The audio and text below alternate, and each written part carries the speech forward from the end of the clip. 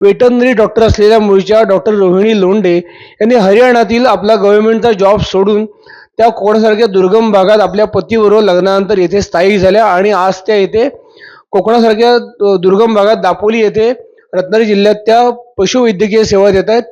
त्यांनी तिथला सरकारी जॉब सोडून त्यांनी लग्नानंतर हा मोठा निर्णय घेतला आणि आज त्या कोकणात रमलेल्या आहेत.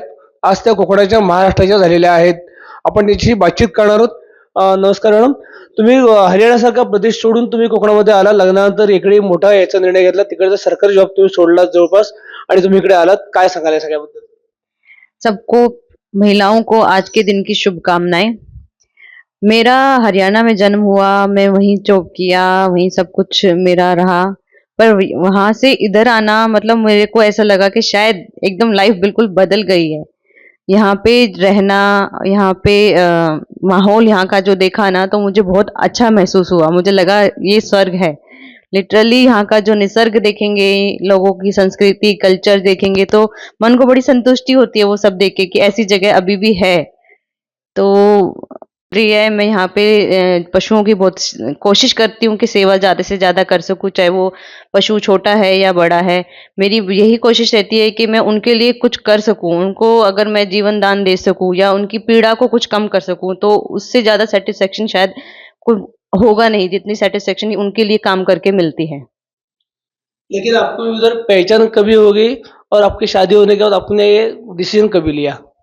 मैं 2015 में पहली बार यहाँ पे आई थी, कोंकण में, महाराष्ट्र में। मेरे हस्बैंड यहाँ पोस्टेड हैं, तो तब पहली बार आई थी। तो यहाँ जब उन माहौल देख के और जो लोगों का व्यवहार देख के जो मुझे महसूस हुआ कि भाई यहाँ पे वाक़ई बहुत ज़्यादा ज़रूरत है डॉक्टर्स की, पशुओं को उनको ट्रीटमेंट की ज़रूरत है और उनको थोड़ा मोटिवेशन की ज़रूरत है। चाहे वो लार्ज एनिमल है, अगर वो अपना जानवर पालना चाहता है अच्छे से और कुछ प्रॉफ़िट कमाना चाहता है, तो उनको थोड़ा गाइडेंस भी चाहिए। वो मेरे हस्बैंड पहले से ही कर रहे थे, तो पर मैं उनके साथ आके एक के साथ एक, 2 मिल जाएँगे तो फिर ज़्यादा हेल्प कर पाएँगे लोगों की।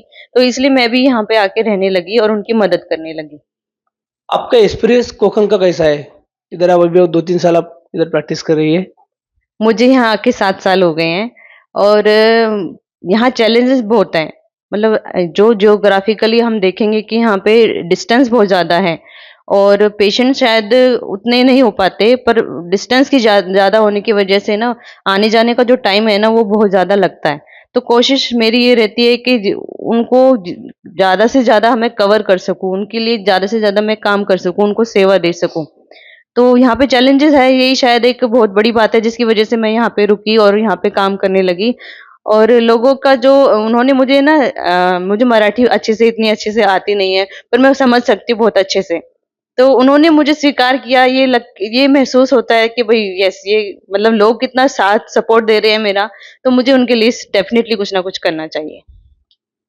तुम्ही थेट पेशंटच्या घरी जाऊन पेशंट तपासता, लेडीज डॉक्टर आहात, हरियाणातून इकडे आलेले आहात, तर काय सांगाल या सगळ्याबद्दल? लेडीज़ कुछ भी कर सकती है, अगर वो सोचे ना कि मैं कर सकती हूँ, तो वो आराम से सब कुछ कर सकती है। अब बड़े एनिमल के पीछे खड़े होने में भी लोगों को कभी-कभी डर लगता है, मुझे भी लगता था।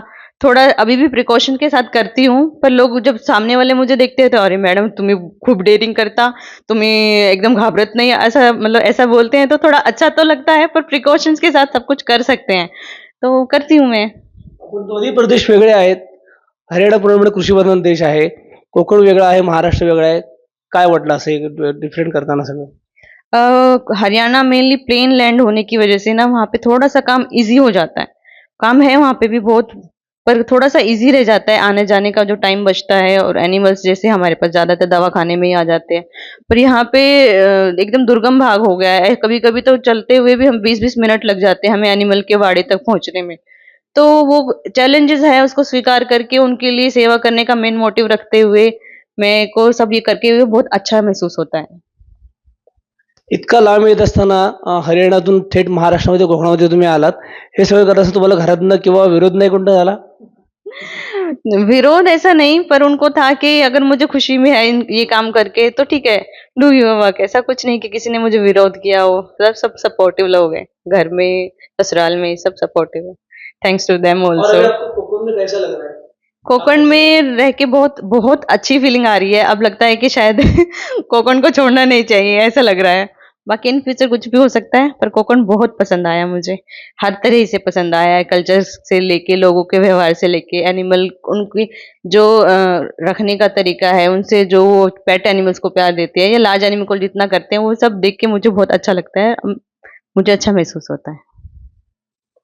कोकण हा निसर्गसंपन्न प्रदेश आहे. कोकणातले व्यवहार, कोकणातली माणसं आणि कोकणात मिळणारे प्राणी, कोकणात प्राण्यांवरती उपचार करण्याची असलेली गरज, ही सगळी गरज आपण लक्षात घेऊन आपण हा निर्णय घेतला आणि आज आपण कोकणामध्येच कायमस्वरूपी स्थायिक याचा निर्णय घेतलेला आहे. कोकण हा स्वर्ग आहे, असं डॉक्टर रेणू लोंढे यांनी म्हटलेलं आहे.